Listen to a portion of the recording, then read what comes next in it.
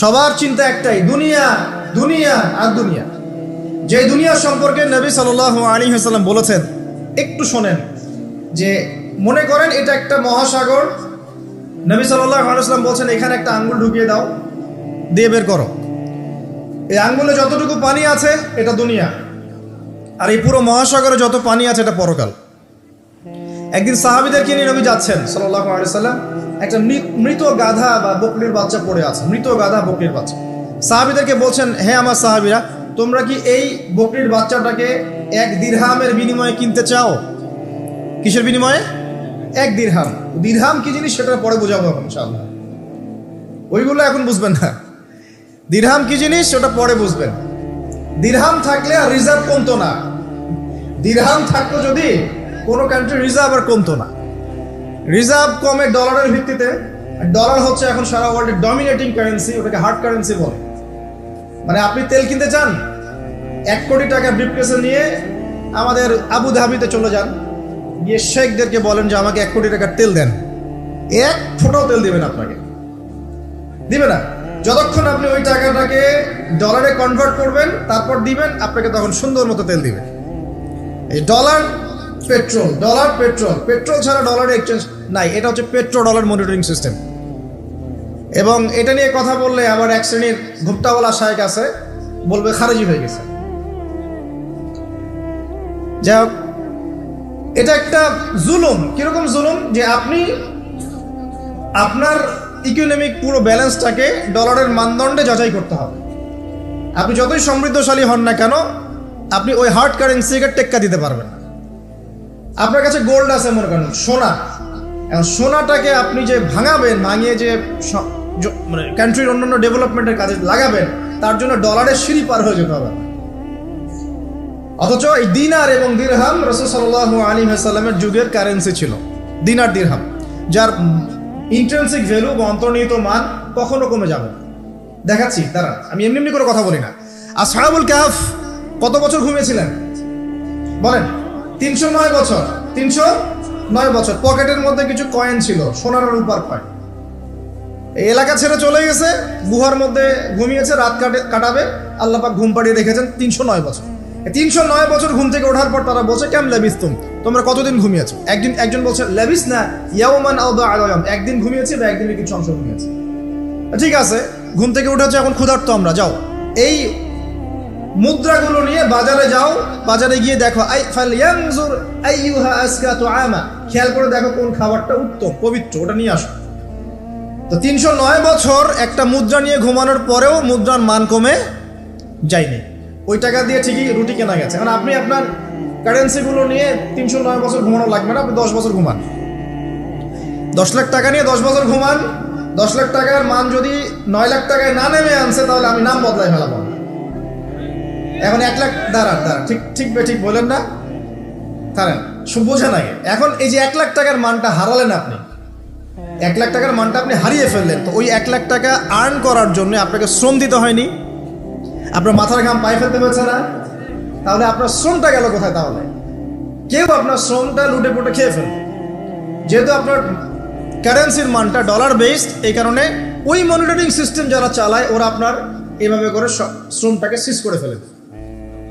আমি যদি আপনাকে আমার ফার্মে কাজ করিয়ে সারাদিন কাজ করানোর পরে আপনাকে কোনো পারিশ্রমিক না দেই, শ্রমের কোনো মূল্য না দেই, আপনি আমাকে জালেম বলবেন না? বলবেন কি না? ঠিক এই কারণে আমরা বলছি এই মনিটরিং সিস্টেমটাই জুলুম। আর নবীজি বলছে, দিনারের কথা বলছেন, দিরহামের কথা বলছেন। এটা যদি আপনার পকেটে থাকতো 309 বছর, কেন 1000 বছর পর উঠলে ওটার মান সেটাই থাকবে, কমতো না। এই হলো ইসলামিক কারেন্সি। এটা নিয়ে কথা বললে আবার এক শ্রেণীর ঘুমটাওয়ালা শায়েখ আছে, কিছু সত্য কথা ওরা হজম করতে পারে না। তখন দেখা যায় যে একটা ফতোয়া দিবে, এ খারেজি হয়ে গেছে, ফাইজলামি পাইছে। কে খারেজি একটু বলে নেই। খারেজি আকীদাটা কি আসবে? খারেজি আকীদা হচ্ছে কোনো ব্যক্তি যদি অন্য কোনো মুসলমানকে যদি কবিরা গুনাহ করার কারণে কাফের মনে করে। কথা বোঝেন? আপনি সুদ খেয়েছেন বা ঘুষ খেয়েছেন বা জেনা করেছেন, এগুলো কবিরা গুনাহ। এখন আমি যদি বলি যে সুদ ঘুষ জেনা করার কারণে আপনি কাফের হয়ে গেছেন, আপনাকে হত্যা করা জায়েজ, তাহলে আমি খারেজি। বুঝতে পারছেন কথা? কিন্তু আমি কি কখনো এরকম কোনো কথা বলেছি? এই যে মনিটরিং সিস্টেম নিয়ে কথা বললাম, এর সাথে কবিরা গুনার কি সম্পর্ক আর খাওয়ারিজমের কি সম্পর্ক? আবার কোনো কোনো ক্ষেত্রে দেখা যায় যে পলিটিক্যাল সমালোচনা করলে খারাজি টাইটেল দিয়ে দিবে। ওই যে বললাম আমাদের শেখদের কাছে যান মিডল ইস্টের, দিয়ে আপনি দেন, টাকা দেন, তেল দিবে না, ডলার না দিলে বলবে এই যে এন্টি মিডল ইস্ট কথা বলেছে, অতএব সে খারিজ হয়ে গেছে। আর আমি আপনাকে একটা এক্সাম্পল দিই, শোনেন, বোঝেন কথাগুলো বোঝেন। ইয়াজিদের নাম শুনেছেন? ইয়াজিদ ভালো শাসক ছিল না, খারাপ শাসক ছিল। তার আমলে হুসাইন রাদিয়াল্লাহু আনহু শাহাদাতের ঘটনা ঘটেছে, হাররার যুদ্ধ ঘটেছে, সে মদিনা আক্রমণ করেছে, মক্কাও আক্রমণ করেছিল, ম্যাসাকার করেছে। বহু সাহাবী তার এই শাসন মেনে নেয় নাই। তার মধ্যে একজন হচ্ছে আব্দুল্লাহ বিন জুবাইর রাদিয়াল্লাহু আনহু, জুবাইর ইবনে আওয়াম রাদিয়াল্লাহু আনহুর ছেলে। তার অনুসারী অনেক সাহাবী ছিলেন। আর আমাকে বলেন, ইয়াজিদ যখন মক্কা মদিনা আক্রমণ করছিল, বা তার সেনাবাহিনীরা যখন ইমাম হুসাইনকে কারবালার প্রান্তরে শাহাদত দিচ্ছে বা আক্রমণ করছে তার সপরিবারে, এখন যে সাহাবীরা তার বিরুদ্ধে একটু অবস্থান নিয়েছে, এই সবগুলো সাহাবী কি কাফের হয়ে গেছে, তাগুত হয়ে গেছে আর খারেজি হয়ে গেছিল নাকি? তারা কি ইয়াজিদের অন্যায়ের প্রতিবাদ করার কারণে খারেজি হয়ে গেছিল নাকি? তো পলিটিক্যাল সমালোচনার সাথে খাওয়ারিজমের কোনো সম্পর্ক নেই। কিন্তু এরা এটাকে একটা সুকৌশলে মুসলিম উম্মার যুবকদের মধ্য থেকে সত্য কথা বলার মানসিকতাকে কেড়ে নিয়েছে, সত্যকে উপস্থাপন করার মানসিকতাকে দমিয়ে দেওয়ার জন্য একটা খারেজি ফতোয়া শুরু করে দিয়েছে। যেখানে সেখানে যা ইচ্ছা বলবেন খারেজি ফতোয়া। যাই হোক, ওদিকে যাচ্ছি না, আমি মূল জায়গায় আসি। দেখুন, আমরা রাসূলের হাদিস থেকে জানছি দুনিয়ার মূল্য এতটুকু, তুমি কি এই বকরির বাচ্চাটাকে 1 দিরহামের বিনিময়ে কিনবা? সাহাবীরা বলছেন 1 দিরহাম কেন ইয়া রাসূলুল্লাহ সাল্লাল্লাহু আলাইহি ওয়াসাল্লাম, বিনা মূল্যেও যদি আপনি আমাকে এটা দেন বা আমাকে এটা দেয়া হয়, আমি এটা কিনবো না। বিনামূল্যেও যদি আমাকে এই মৃত বা এই পচা গলা এই গাধার বাচ্চা বকরির বাচ্চাকে দেয়া হয়, আমি কিনবো না। নবী সাল্লাল্লাহু আলাইহি ওয়াসাল্লাম বলছেন এটাই হচ্ছে দুনিয়া। আল্লাহ পাকের কাছে দুনিয়ার মূল্য এই বকরির বাচ্চার চাইতেও কম। তো এখন আমরা যারা বস্তুবাদিতায় লিপ্ত আছি, দুনিয়ার এই যে ফিকির, সারাদিন দুনিয়ার ফিকির মানুষকে এমনভাবে পেয়ে বসে না, মানুষ দুনিয়ার আলাপ ছাড়া কোনো কথাই বলতে চায় না। দেখবেন একজন আলেমের কাছে বসবেন, সে আপনাকে কোরআনের কথা বলবে, হাদিসের কথা বলবে। একজন দুনিয়াদার মানুষের পাশে বসবেন, 1 ঘন্টা বসে থাকলেও একটা কোরআনের কথা বলবে না, আর হাদিসের কথা মুখ থেকে বের হবে না। আর তার মাথাটা ফাংশন হয়ে গেছে দুনিয়া দিয়ে, ঠিক আছে? সে যদি ড্রাইভার হয়, সারাদিন গাড়ির পেঁচাল পারবে, গাড়ি এটা, গাড়ি ওইটা এমন, গাড়ি ওইটা এমন।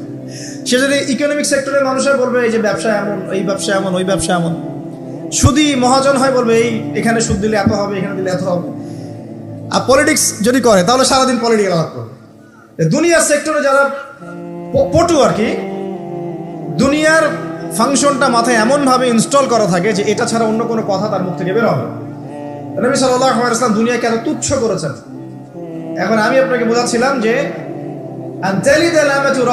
দাসী তার মনিবকে জন্ম দিবে, এর অর্থ একটা এই যে পিতামাতার সাথে এখন দাসীর মতো আচরণ করা হবে। সেটা কি হচ্ছে না বলেন? এটা যারা পিতামাতা হয়েছেন, বার্ধক্যে চলে গেছেন, তারা খুব ভালো করে জানেন যে এই সন্তানের জন্য সারাটা জীবন তারা মাথার ঘাম পায়ে ফেললেন, এই সন্তান তার খোঁজ খবর পর্যন্ত নেয় না। ব্রিটেন, অক্সফোর্ড, হার্ভার্ড থেকে পড়ে আসছে, ঢাকা বিশ্ববিদ্যালয় থেকে বড় বড় ডিগ্রি নিয়ে আসছে, তার বাবা এখন থাকে বৃদ্ধাশ্রমে। জাহাঙ্গীরনগর ইউনিভার্সিটির একজন প্রফেসর, তিনি বৃদ্ধাশ্রমে আছেন।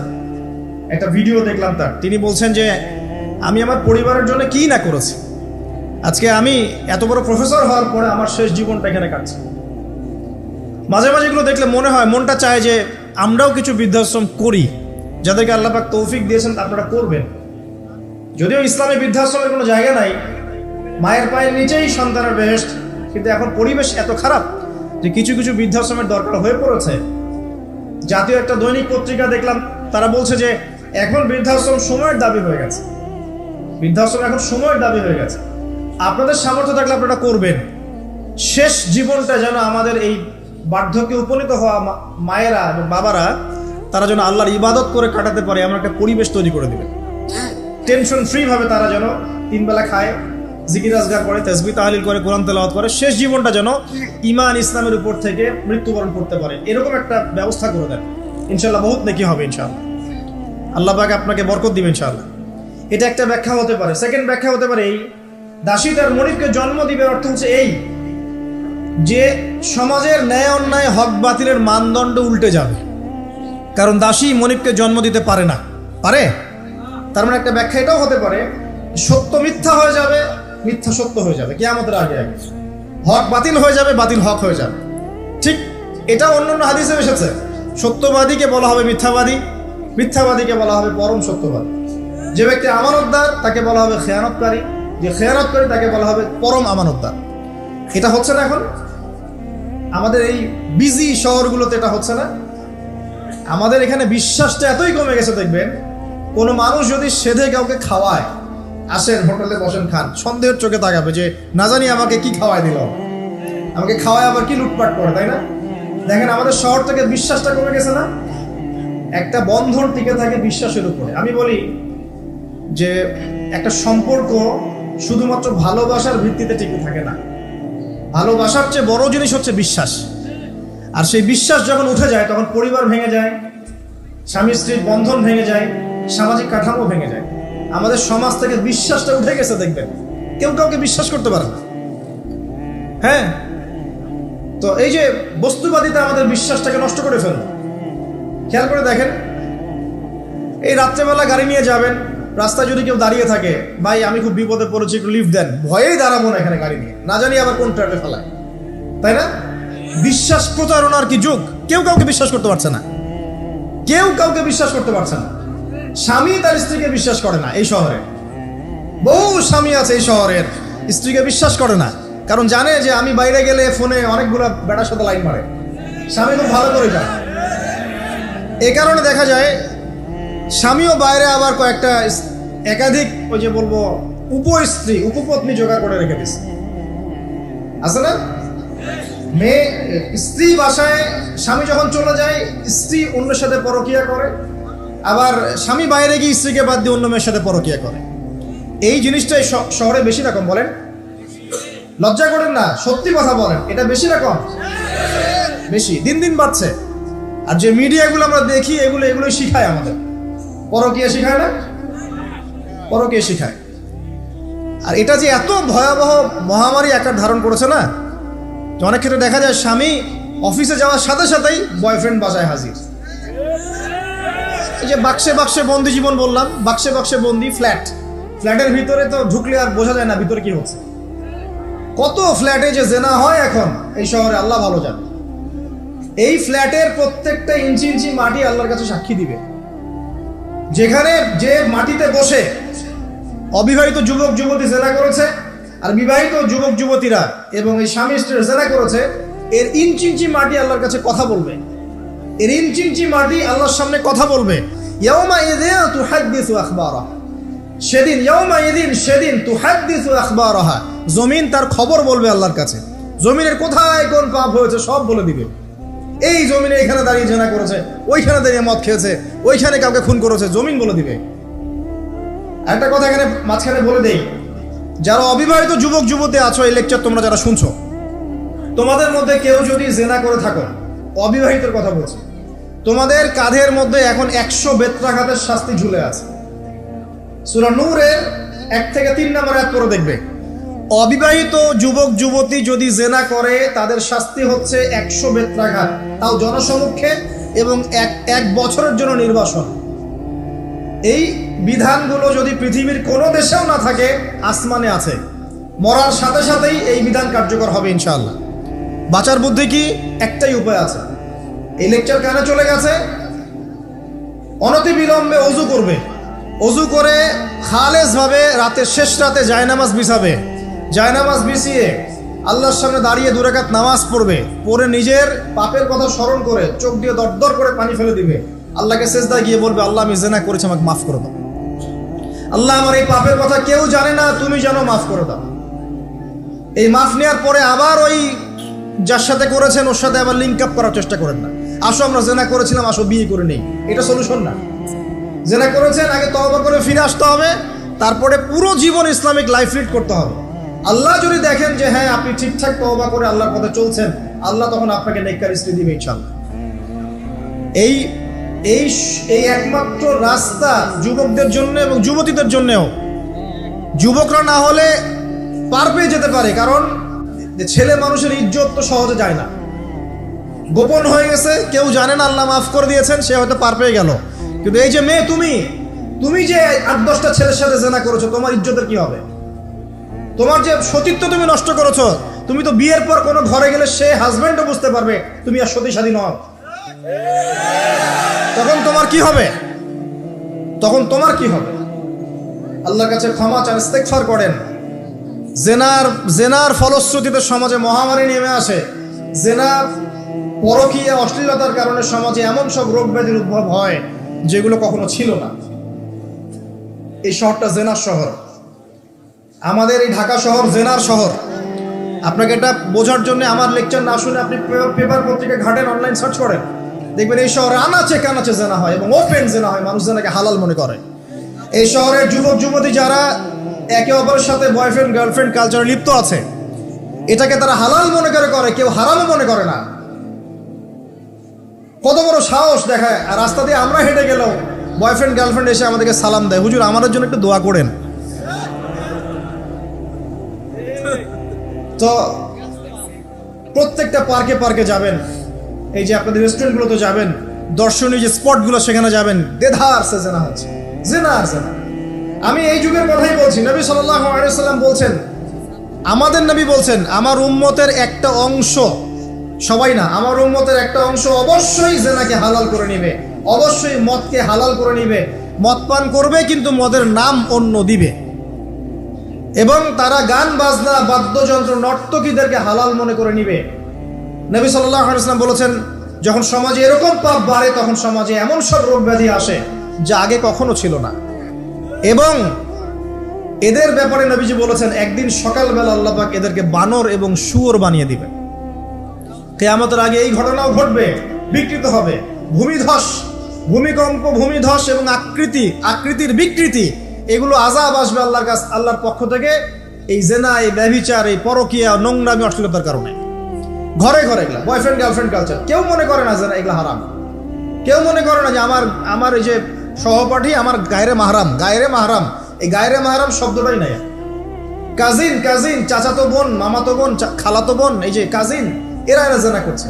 কি দেখা বাকি রেখেছে এই যুগে আমরা দেখছি যে নিজের মেয়ের সাথে পিতার শারীরিক সম্পর্ক।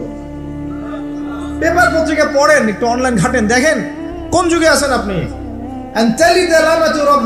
সমাজের ন্যায় অন্যায় হক বাতিলের মানদণ্ডই উল্টে যাবে। মানুষ ন্যায়কে অন্যায় মনে করবে, অন্যায়গুলোকে ন্যায় মনে করে নিবে। কোনো মানদণ্ড নাই।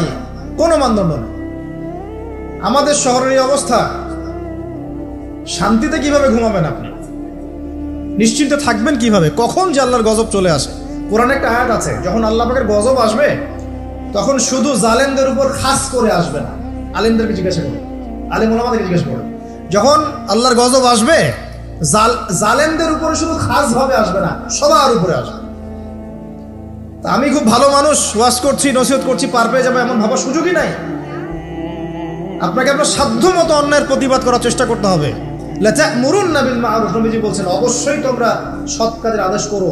ওয়ালা তানহাউন্না আনিল মুনকার, অবশ্যই অসৎ কাজে নিষেধ করো। আও লা ইউশিকান্নাল্লাহু আন ইয়াবআসা আলাইকুম ইকাবাম মিন, অন্যথায় আমি আশঙ্কা করি তোমাদের উপর আল্লাহর পক্ষ থেকে বিশাল গজব আসবে। সুম্মা তাদউনাহু, এরপর তোমরা সবাই আল্লাহর কাছে দোয়া করবে, আল্লাহ গজব সরিয়ে দাও। লা ইউস্তাজাবু দুআকুম, তোমাদের দোয়া কবুল করা হবে। নবী সাল্লাল্লাহু আলাইহি ওয়াসাল্লাম বলেন, মান রাআ মিনকুম মুনকারান, তোমাদের মধ্যে যে কেউ হুয়েভার হি ইজ, যে কেউ যদি কোনো মুনকার, নোংরা, গর্হিত কোনো কাজ দেখে, তাহলে যেন ফাল ইউগাইয়ির বিয়াদিহি, তার সামর্থ্য থাকলে হাত দিয়ে যেন ঠেকায়। যাদেরকে আল্লাহ পাক হাত দিয়ে ঠেকানোর ক্ষমতা দিয়েছেন তাদেরকে আল্লাহ জিজ্ঞাসাবাদ করবে, কেন ঠেকালে না? জেনার লাইসেন্স দিলে কেন? মদের লাইসেন্স দিচ্ছে কেন? ঠেকালে না কেন? তুমি অন্যায় কাজকে ঠেকালে না কেন? যদি তুমি না পারো, ইল্লাম ইয়াস্তাতি', যদি সে না পারে, তাহলে ফাল ইউগাইয়ির বিলিসানি, তাহলে যেন মুখ দিয়ে সেটা প্রতিবাদ করে। এই যে মুখ দিয়ে প্রতিবাদ করার ক্ষমতা আলেম ওলামার আছে, যাদের হাতের ক্ষমতা নেই, মুখের ক্ষমতা আছে। সেটাও যদি না পারো, ইল্লাম ইয়াস্তাতি', সেটাতেও যদি সে সক্ষম না হয়, ফাবিকলবিহি, তাহলে যেন অন্তর দিয়ে ঘৃণাটা পর্যন্ত করে। ওয়াবিযালিকা আদআফুল ঈমান, এটা হচ্ছে ঈমানের সবচেয়ে নিকৃষ্ট একটা অবস্থা, সর্বনিম্ন অবস্থা। এর নিচে ঈমানের কোনো অবস্থাই নাই। তার মানে অন্যায় দেখে আমাদের যাদের মনে কোনো ফিলিংসই কাজ করছে না, তার মানে আমাদের ঈমান নাই আসলে। সহজ কথা, ঈমানের সেই তেজ নাই আমাদের মধ্যে। আসুন, একটা ব্যাখ্যা এটাও হতে পারে সমাজে ন্যায় অন্যায় হক বাতিলের মানদণ্ড উল্টে যাবে। একটা জায়গায় যাচ্ছি, তার আগে একটা কথা বলতে ভুলে গেছিলাম। এখন বিবাহিত যারা আছে, এই যে দেবর আর ভাবি, এই যে শালি আর দুলা ভাই, মধুর সম্পর্ক না এগুলা? এগুলো মধুর সম্পর্ক। দেখা যায় সুবহানাল্লাহ, এই যে আমার এখানে ফোন আছে না, আমাদের অফিসিয়াল পেজ আছে, অফিসিয়াল পেজে যত প্রশ্ন আসে দেখি ম্যাক্সিমাম জেনা কেন্দ্রিক, ব্যভিচার কেন্দ্রিক, পরকীয়া কেন্দ্রিক। একজন প্রশ্ন করেছে যে দুলা ভাইয়ের চরিত্র এত খারাপ ছিল, আর ওই মেয়ের বয়স তখন কম ছিল, 13 বছর বয়স। 13 বছর বয়সের মেয়ের দিকে সে চোখ দিয়েছে। যাকে বিয়ে করেছে তার সাথে তো সম্পর্ক আছেই। এটা কে?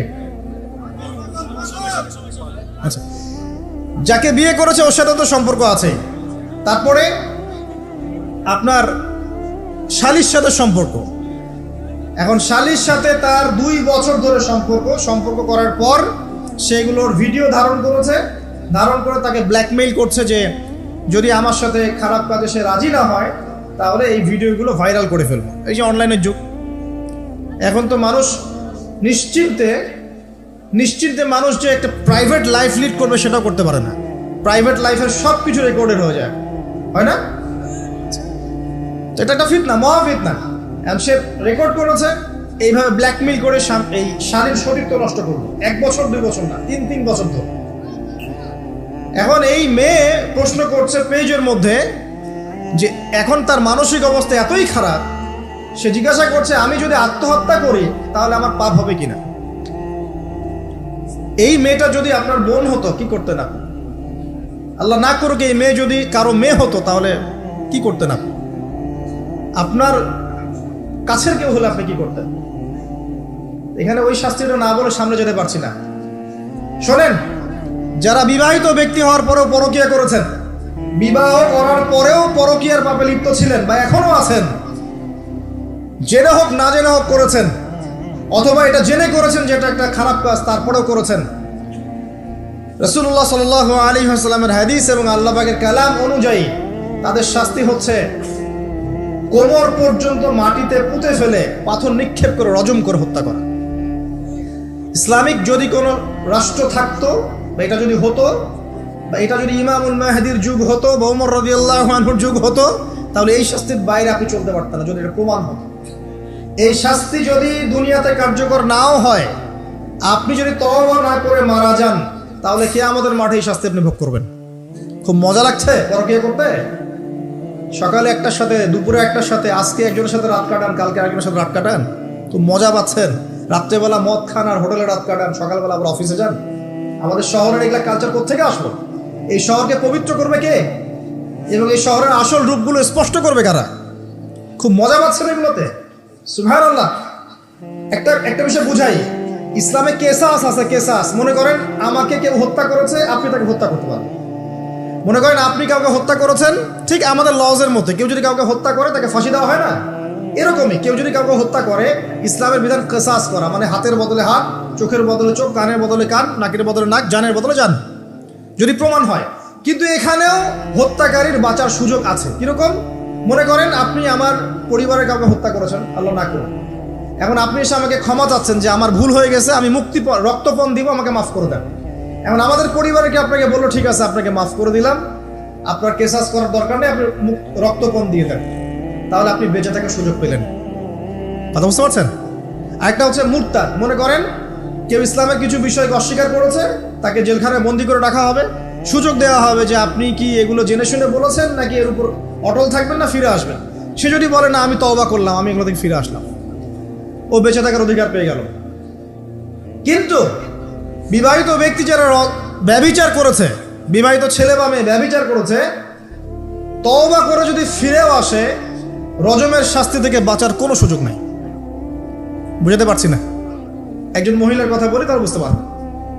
এটা একজন মহিলা সাহাবীর ক্ষেত্রেও হয়েছে, একজন পুরুষ সাহাবীর ক্ষেত্রেও হয়েছে। আচ্ছা, পুরুষ সাহাবীর কথা বাদ দিয়ে মহিলা সাহাবীর কথাটা বলি। মহিলা সাহাবী এসেছেন, এসে নবীজিকে বলছেন ইয়া রাসূলুল্লাহ তাহিরনি, আমাকে পবিত্র করুন, আমি একটা অন্যায় করেছি। আমি বিশাল একটা অন্যায় করেছি। নবী সাল্লাল্লাহু আলাইহি ওয়াসাল্লাম বলছে, কি করেছো তুমি? তখন সে বলছে, আমি জিনা করেছি। নবী সাল্লাল্লাহু আলাইহি ওয়াসাল্লাম বলছেন, বাসায় যাও, বাসায় গিয়ে আল্লাহর কাছে তওবা করো, আল্লাহ পাক মাফ করে দিবেন। নবীজি এটাকে হাইড করতে চাচ্ছেন, কারণ কি, যখন আপনি কেস আদালতে নিয়ে যাবেন তখন তো উপায় নাই, আপনাকে তো বিচার করতেই হবে। তুমি বাসায় ফিরে যাও, তওবা করো, আল্লাহ মাফ করে দিবেন। সে মহিলা নাছর বান্দান, না আমার বিচার করে দেন, আমার বিচার করে দেন, পরকালে আমি শাস্তি পেতে চাই না, দুনিয়াতে আমার বিচার করে দেন। নবী সাল্লাল্লাহু আলাইহি ওয়াসাল্লাম বলছে, তুমি কি গর্ভবতী হয়েছো? হ্যাঁ, জেনার কারণে আমি গর্ভবতী হয়ে গেছি। এরকম হচ্ছে না এখন? আর যে অ্যাবর্শন করছে না, ওই যে ক্লিনিকে গিয়ে, এটাও ট্রেন্ড হয়ে গেছে। হইল, সমস্যা কোথায়? কি এমন হয়েছে? আমার কি কেরিয়ার নষ্ট হয়ে গেছে? ফ্যামিনিস্ট নোংরা মেয়ে কোথাকার। তারপরে এই মেয়ে বলছে, হ্যাঁ আমি গর্ভবতী হয়েছি ইয়া রাসূলুল্লাহ। নবী সাল্লাল্লাহু আলাইহি ওয়াসাল্লাম বলছেন, বাসায় ফিরে যাও, সন্তান যখন খালাস হবে তারপরে এসব বিচার করে দেবে। 9 থেকে 10 মাস সে এই সন্তানকে গর্ভে ধরলো। ধরার পরে সন্তান যখন খালাস হয়ে গেল, সে নবীর কাছে এসে সন্তান কোলে নিয়ে, নবজাতক, ইয়া রাসূলুল্লাহ সাল্লাল্লাহু আলাইহি ওয়াসাল্লাম দরুদ পড়বেন, আমাকে পবিত্র করে দিন, আমার সন্তান হয়ে গেছে।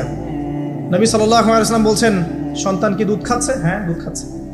তাহলে তুমি তাকে দুধ পান করাও। কত বছর দুধ পান করাতে হয়? 2 বছর। 2 বছর দুধ পান করাও, দুধ পান করা শেষ হবে তারপরে এসে তোমার বিচার করে দিব। এবার 2 বছর দুধ পান করানোর পর এই মহিলা এসেছে, সন্তানের হাতে একটা রুটি। নবীজিকে বলছেন, ইয়া রাসূলুল্লাহ সাল্লাল্লাহু আলাইহি ওয়াসাল্লাম, আমার সন্তান এখন রুটি খেতে পারে, আমার সন্তান এখন রুটি খেতে পারে, আমার বিচার করে দিন। তখন নবী সাল্লাল্লাহু আলাইহি ওয়াসাল্লাম বলছেন, সাহাবীরা, তোমাদের মধ্যে কেউ কি আছো এই সন্তানের দায়িত্ব নিবে? একজন আনসার সাহাবী বলছেন, আমি দায়িত্ব নিব। তখন এই আনসার সাহাবীর কোলে নবী সাল্লাল্লাহু আলাইহি ওয়াসাল্লাম এই বাচ্চাকে তুলে দিলেন। তুলে দেওয়ার পর খালিদ বিন ওয়ালিদ রাদিয়াল্লাহু আনহু অন্যান্য সাহাবীদেরকে বললেন, যাও এই মহিলাকে নিয়ে যাও, কোমর পর্যন্ত গেড়ে দিয়ে রজম করে হত্যা করো। এবার এই মহিলাকে নিয়ে যাওয়া হচ্ছে, একটা কথা বানিয়ে বলছি না, আপনার আলেম ওলামা যারা আছেন জিজ্ঞাসা করবেন কওমি মাদ্রাসার। এই মহিলাকে নিয়ে যাওয়া হচ্ছে, মহিলাকে পাথর নিক্ষেপ করা হচ্ছে। পাথর নিক্ষেপ করার মধ্যে খালিদ বিন ওয়ালিদ রাদিয়াল্লাহু আনহুর পাথরও ছিল। খালিদ বিন ওয়ালিদ রাদিয়াল্লাহু আনহু নাম শুনেছেন না? বীর সাহাবী, তিনি পাথর নিক্ষেপ করেছেন একটা। এই পাথরের আঘাতে ওই মহিলার কোন একটা জায়গায় লেগেছে, গায়ের লেগে রক্ত বের হয়ে গেছে। রক্তের ছিটাটা তার গায়ের এই যে কাপড় এসে পড়েছে। কাপড় এসে পড়ার সাথে সাথে খালিদ বিন ওয়ালিদ রাদিয়াল্লাহু আনহু বলছেন, ছি ছি ছি ছি, আমার গায়ের মধ্যে এরকম নোংরা ব্যভিচারী মহিলার একটা রক্ত পড়লো কি? এরকম একটা তাচ্ছিল্যের কথা বলেছেন। তখন নবী সাল্লাল্লাহু আলাইহি ওয়াসাল্লাম বলছেন, হে খালিদ তুমি থামো, হে খালিদ তুমি চুপ করো। তুমি জানো এই মহিলা এই 2 বছরে 3 বছরে এত তওবা করেছে আল্লাহর কাছে, এই সমস্ত তওবা যদি মদিনাবাসীর মধ্যে বন্টন করে দেওয়া হয় তবুও কম হয়ে যাবে। আর আমি এখন দেখছি মহিলা জান্নাতে সাঁতার কাটছে। আমি বুঝাতে পারছি না আপনাকে প্রিয় বোন, প্রিয় ভাই, যারা বিবাহিত হয়ে ব্যভিচার করছেন, জিনা করছেন, তিনি তওবা করেছিলেন, তওবা করেছেন, আল্লাহ পাক মাফও করে দিয়েছেন, জান্নাতে চলে গেছেন, কিন্তু পৃথিবীতে তার শাস্তি কায়েম করা হয়েছে। বিবাহিত ব্যক্তি ব্যভিচার করে ফেললে তার পৃথিবীতে বেঁচে থাকার অধিকার সে হারিয়ে ফেলে। আর এই পাপটাকে আমাদের সমাজে এত সহজ বানিয়ে দেওয়া হয়েছে, যে যার সাথে ইচ্ছা পরকীয়া করতে পারে। মেয়েও করছে, ভাবিও করছে, শালিও করে, দুলাভাইও করে, সবাই আমরা পরকীয়া করতে যাচ্ছি। পরকীয়ার সয়লাভ বন্ধ করতে হবে, পরিবারে পর্দা কায়েম করতে হবে, অপসংস্কৃতি ঠেকিয়ে দেন, এইগুলা চ্যানেলগুলো বন্ধ করে ফেলেন বাসা থেকে। ইসলামিক সমাজ কায়েম না করতে পারলে আমাদের মা বোনরা সব নষ্ট হয়ে যাবে দিন দিন। আর পরিবারের ইজ্জত যখন চলে যায়, কোনো কিছুর বিনিময়টাকে ফিরে পাওয়া যাবে না। কেন পরকীয়া করতে গেছেন? আল্লাহ, আপনার যদি এতই চাহিদা থাকে আরেকটা বিয়ে করেন না কেন? বিয়ে করতে সাহস কুলায় না নাকি? বিয়ে করলে যে স্ত্রীকে নিয়ে সূর্যের আলোতে ঘুরতে হয়, ওই জন্য ইঁদুরের মতো রাতের বেলা অন্ধকারে আপনি থাকতে চান, সিংহের মতো সকালবেলা সূর্যের আলোতে স্নান করতে পারেন, কথা বুঝতে পারেন না? বিয়ে করলে স্ত্রীকে নিয়ে পুরুষের মতো, সুপুরুষের মতো সূর্যের আলোকে আপনি হাঁটবেন রাস্তায়, কাউকে ভয় করবেন? আপনার মতো কোনো ভয় কাজ করবে না।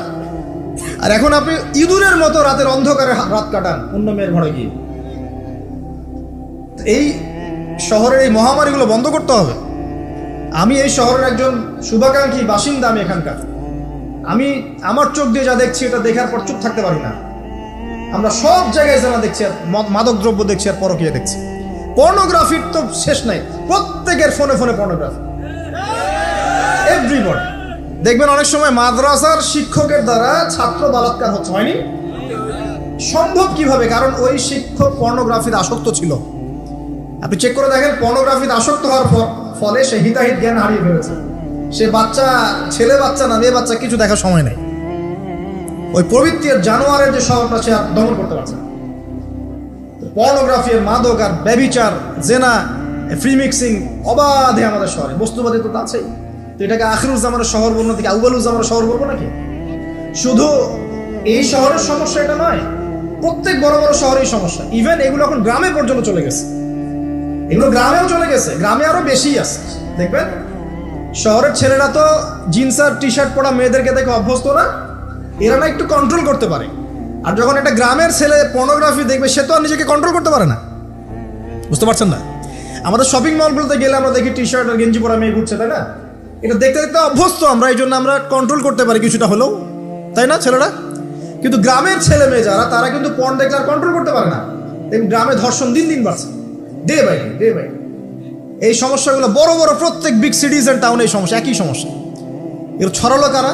ওই পশ্চিমাদের থেকে এই সমস্ত বিশ্বে এগুলো ছড়িয়ে গেছে। এর এমন একটা সভ্যতা যারা প্রত্যেকটা পাপকে গ্লোবালাইজেশন করে দিয়েছে।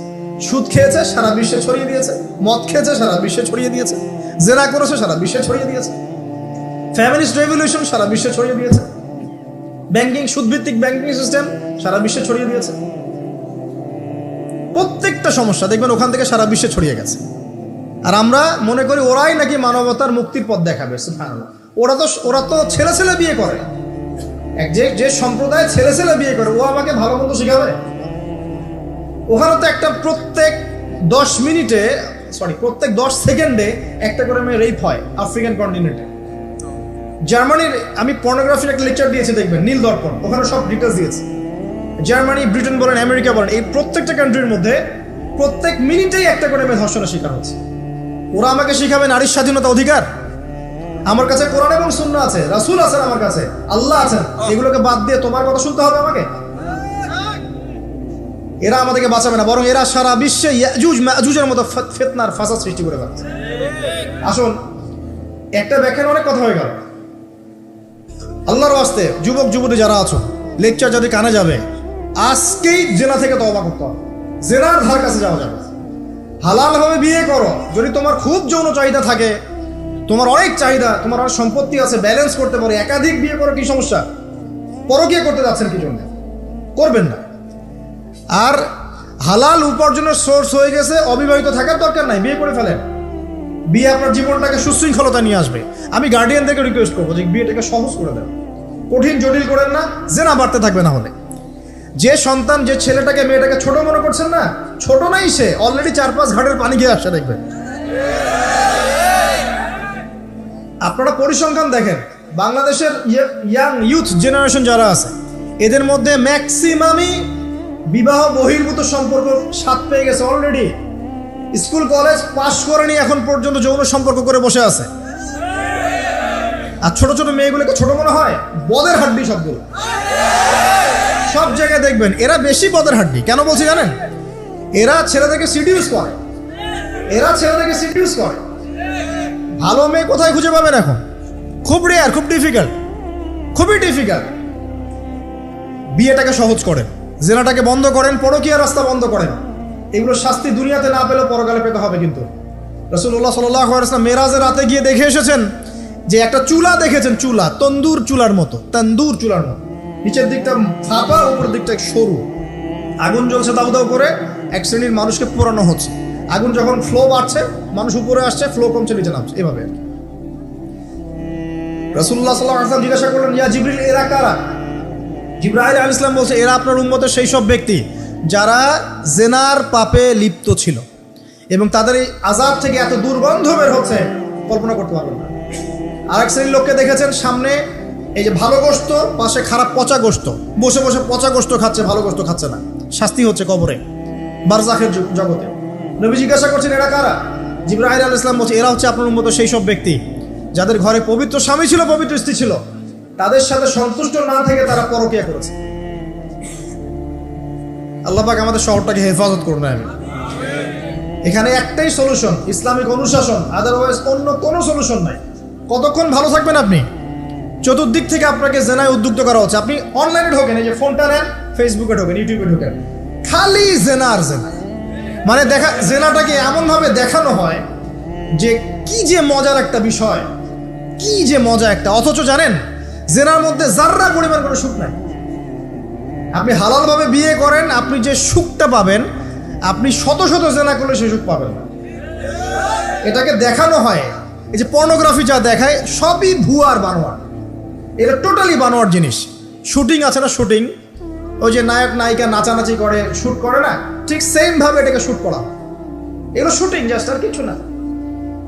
তো কেন ছড়িয়ে দেওয়া হলো? কারণ মুসলিমদের ইমান, তাদের তাকওয়া, তাদের কলবের যে নূর, এটাকে নষ্ট করার জন্য। কারণ মুসলিম যুবকরা যদি ইসলামের আলোয় উদ্ভাসিত হয়, তাদেরকে ঠেকানো এত সহজ নয়। তাদের দ্বারা ইনশাআল্লাহ দেশ, জাতি এবং উম্মার খেদমত হবে। এই কারণে তারা সুকৌশল এটা করেছে। আসেন, অনেক লম্বা না করে আমি ফিনিশিংয়ের দিকে টানছি এখন এদিক থেকে।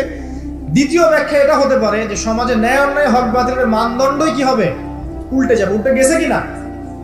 মানুষ এখন মিথ্যাবাদীকে সত্যবাদী মনে করে কিনা?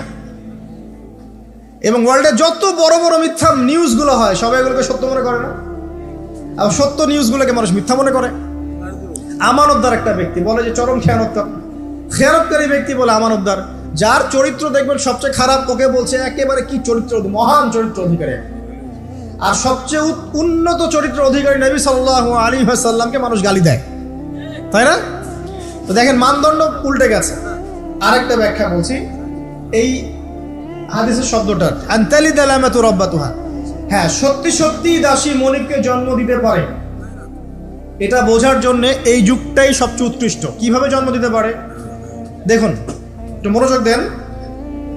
ফ্যামিনিস্ট রেভলিউশনের কারণে বহু মেয়ে বাইরের সভ্যতা, যারা এইসব কান্ট্রিতে না, বাইরের কান্ট্রিগুলোতে বাচ্চা কাচ্চা নেওয়ার সময় পায় না। ফ্যামিলিস্ট রেভলিউশনের কারণে বহু মেয়ে বাচ্চা কাচ্চা নেওয়ার সময় পায় না। বাচ্চা নিবে কিভাবে? এখন সন্তান তো দরকার। তখন কি করে? মধ্যবিত্ত, নিম্ন মধ্যবিত্ত কান্ট্রিগুলো থেকে কিছু মেয়েকে হায়ার করা হয়। তাদের যে গর্ভটা, এটাকে হায়ার করা হয়, যে তোমার গর্ভে আমার স্পার্ম ইনজেক্ট করা হবে এবং 9 মাস সেখানে সন্তানটা হবে। তারপর সন্তান জন্ম দিয়ে তুমি তোমার অনারিয়াম নিয়ে চলে যাবে। মনে করেন, বুঝাচ্ছি, মনে করেন আমেরিকার একটা কাপল, ওদের তো মেয়েদের বাচ্চা কাচ্চা নেওয়ার সময় নাই। তো প্রোগ্রেস, এগিয়ে যাওয়া, ইজ্জতও থাকে না। 10-15 বছরের মধ্যেই সারা জীবন এভাবেই তারা চলে। 10টা-20টা জেনা হয়, এগুলো কোনো বিষয় না। ডিভোর্স তো সকালে বিয়ে হলে বিকেলে ডিভোর্স হয়। বাচ্চা কাচ্চা নেওয়ার ফুরসত নাই। এখন আমেরিকান এক মেয়ে ধরেন, এক ছেলে ধরেন, একটা শ্রীলঙ্কার কোনো মেয়ের গর্ভ ভাড়া করেছে। এখন গর্ভের সন্তান হলো। সন্তান জন্ম দেওয়ার পরে এই সন্তানটা নিয়ে তাকে তার অনারিয়াম দেওয়া হচ্ছে $10,000-20,000 ডলার নিয়ে সে বাচ্চাটা দিয়ে দিল। এই যে বাচ্চাটা যে হলো, এই বাচ্চাটা হচ্ছে মনিবের, আর এই মেয়েটা হচ্ছে এখানে দাসী। এই যে দাসী তার মনিবকে জন্ম দিল কি দিল না? বুঝতে পারছেন না কথা মনে হয়? এই ব্যাখ্যাটা আজকে থেকে 30-40 বছর আগেও করা যেত না। এখন 30-40 বছরের মধ্যেই ব্যাখ্যাটা করা যায়। ইসলাম এভাবেই চিরপ্রাচীন, চির নতুন, চির আধুনিক। কথা বুঝতে পারছেন?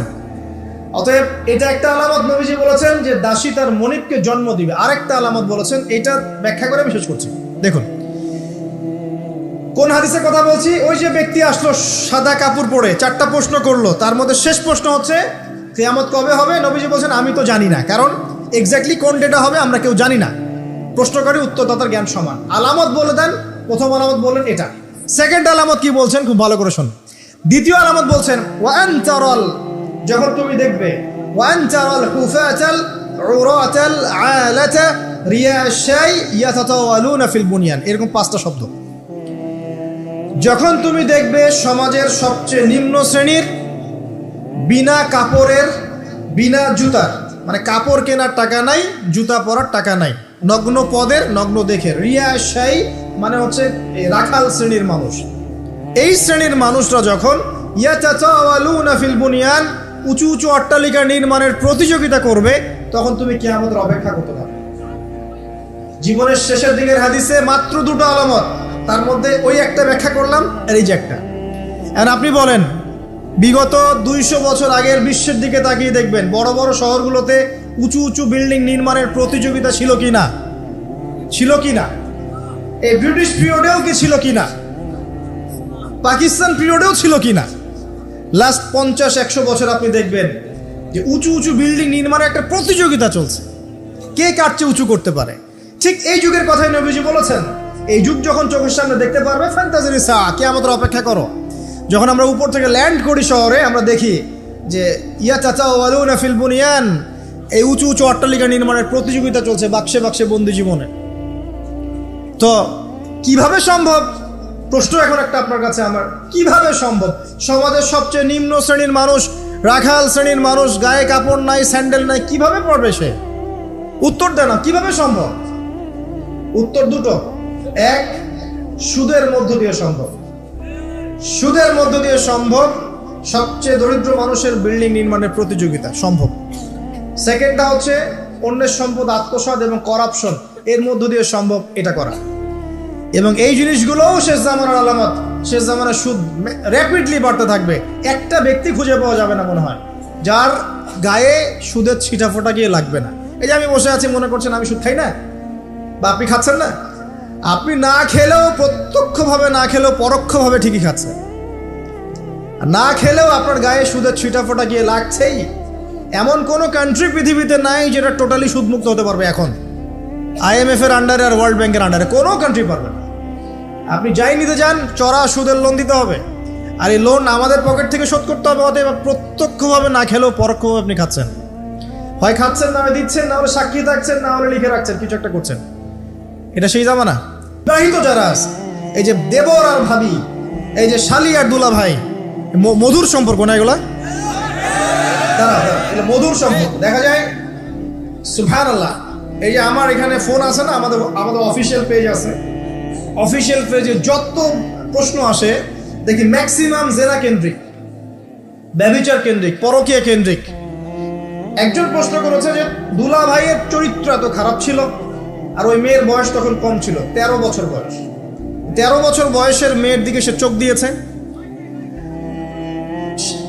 যাকে বিয়ে করেছে তার সাথে তো সম্পর্ক আছেই। তারপরে আপনার শালির সাথে সম্পর্ক। এখন শালির সাথে তার 2 বছর ধরে সম্পর্ক করার পর সেগুলোর ভিডিও ধারণ করেছে। ধারণ করে তাকে ব্ল্যাকমেইল করছে যে যদি আমার সাথে খারাপ কাজে সে রাজি না হয় তাহলে এই ভিডিওগুলো ভাইরাল করে ফেলবে। এই যে অনলাইনের যুগ, এখন তো মানুষ নিশ্চিন্তে মানুষ যে একটা প্রাইভেট লাইফ লিড করবে সেটাও করতে পারে না। প্রাইভেট লাইফের সব কিছু রেকর্ডেড হয়ে যায়, হয় না? এটা একটা ফিতনা, মহা ফিতনা। সে রেকর্ড করেছে, এইভাবে ব্ল্যাকমেইল করে এই শালীর সতীত্ব নষ্ট করবে। 1 বছর 2 বছর না, 3 বছর ধরে। এখন এই মেয়ে প্রশ্ন করছে পেজের মধ্যে যে এখন তার মানসিক অবস্থা এতই খারাপ, সে জিজ্ঞাসা করছে আমি যদি আত্মহত্যা করি তাহলে আমার পাপ হবে কিনা। এই মেয়েটা যদি আপনার বোন হতো কি করতেন আপনি? আল্লাহ না করুক এই মেয়ে যদি কারো মেয়ে হতো তাহলে কি করতেন আপনি? আপনার কাছের কেউ হলে আপনি কি করতেন? এখানে ওই শাস্তিটা না বলে সামনে যেতে পারছি না। শোনেন, যারা বিবাহিত ব্যক্তি হওয়ার পরেও পরকীয়া করেছেন, বিবাহ করার পরেও পরকীয়ার পাপে লিপ্ত ছিলেন বা এখনো আছেন, জেনে হোক না জেনে হোক করেছেন, অথবা এটা জেনে করেছেন যেটা একটা খারাপ কাজ তারপরেও করেছেন, রাসূলুল্লাহ সাল্লাল্লাহু আলাইহি ওয়াসাল্লামের হাদিস এবং আল্লাহ পাকের কালাম অনুযায়ী তাদের শাস্তি হচ্ছে কোমর পর্যন্ত মাটিতে পুঁতে ফেলে পাথর নিক্ষেপ করে রজম করে হত্যা করা।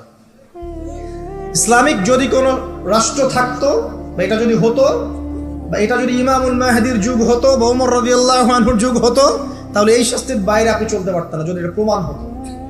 এই শাস্তি যদি দুনিয়াতে কার্যকর নাও হয়, আপনি যদি তওবা না করে মারা যান তাহলে কিয়ামতের মাঠে এই শাস্তি আপনি ভোগ করবেন। খুব মজা লাগছে পরকীয়া করতে। সকালে একটার সাথে, দুপুরে একটার সাথে, আজকে একজনের সাথে রাত কাটান, কালকে আরেকজনের সাথে রাত কাটান, খুব মজা পাচ্ছেন। রাত্রেবেলা মদ খান আর হোটেলে রাত কাটান, সকালবেলা আবার অফিসে যান। আমাদের শহরের এগুলা কালচার কোত্থেকে আসলো? এই শহরকে পবিত্র করবে কে এবং এই শহরের আসল রূপগুলো স্পষ্ট করবে কারা? খুব মজা পাচ্ছেন এগুলোতে। সুবহানাল্লাহ। একটা বিষয় বুঝাই, ইসলামে কেসাস আছে, কেসাস। মনে করেন আমাকে কেউ হত্যা করেছে, আপনি তাকে হত্যা করতে পারেন। মনে করেন আপনি কাউকে হত্যা করেছেন, ঠিক আমাদের লজের মধ্যে কেউ যদি কাউকে হত্যা করে তাকে ফাঁসি দেওয়া হয় না, এরকমই কেউ যদি কাউকে হত্যা করে ইসলামের বিধান কেসাস করা, মানে হাতের বদলে হাত, চোখের বদলে চোখ, কানের বদলে কান, নাকের বদলে নাক, জানের বদলে জান, যদি প্রমাণ হয়। কিন্তু এখানেও হত্যাকারীর বাঁচার সুযোগ আছে। কিরকম? মনে করেন আপনি আমার পরিবারের কাউকে হত্যা করেছেন, আল্লাহ না করুন, এখন আপনি এসে আমাকে ক্ষমা চাচ্ছেন যে আমার ভুল হয়ে গেছে, আমি রক্তপণ দিব, আমাকে মাফ করে দেন। এখন আমাদের পরিবারে কি আপনাকে বললো ঠিক আছে আপনাকে মাফ করে দিলাম, আপনার কেসাস করার দরকার নেই, আপনি রক্তপণ দিয়ে দেন, তাহলে আপনি বেঁচে থাকার সুযোগ পেলেন। কথা বুঝতে পারছেন? আরেকটা হচ্ছে মুরতাদ। মনে করেন কেউ ইসলামের কিছু বিষয়কে অস্বীকার করেছে, তাকে জেলখানায় বন্দি করে রাখা হবে, সুযোগ দেওয়া হবে যে আপনি কি এগুলো জেনে শুনে বলেছেন নাকি এর উপর অটল থাকবেন না ফিরে আসবেন। সে যদি বলে না আমি তওবা করলাম, আমি এগুলো থেকে ফিরে আসলাম, ও বেঁচে থাকার অধিকার পেয়ে গেল। কিন্তু বিবাহিত ব্যক্তি যারা ব্যভিচার করেছে, বিবাহিত ছেলে বা মেয়ে ব্যভিচার করেছে, তওবা করে যদি ফিরেও আসে, রজমের শাস্তি থেকে বাঁচার কোনো সুযোগ নাই। বুঝতে পারছি না? একজন মহিলার কথা বলি তার বুঝতে পারবেন। এটা একজন মহিলা সাহাবীর ক্ষেত্রেও হয়েছে, একজন পুরুষ সাহাবীর ক্ষেত্রেও হয়েছে। আচ্ছা, পুরুষ সাহাবীর কথা বাদ দিয়ে মহিলা সাহাবীর কথাটা বলি। মহিলা সাহাবী এসেছেন, এসে নবীজিকে বলছেন ইয়া রাসূলুল্লাহ তাহিরনি, আমাকে পবিত্র করুন, আমি একটা অন্যায় করেছি, আমি বিশাল একটা অন্যায় করেছি। নবী সাল্লাল্লাহু আলাইহি ওয়াসাল্লাম বলছে কি করেছো তুমি? তখন সে বলছে আমি জিনা করেছি। নবী সাল্লাল্লাহু আলাইহি ওয়াসাল্লাম বলছেন বাসায় যাও, বাসায় গিয়ে আল্লাহর কাছে তওবা করো, আল্লাহ পাক মাফ করে দিবেন।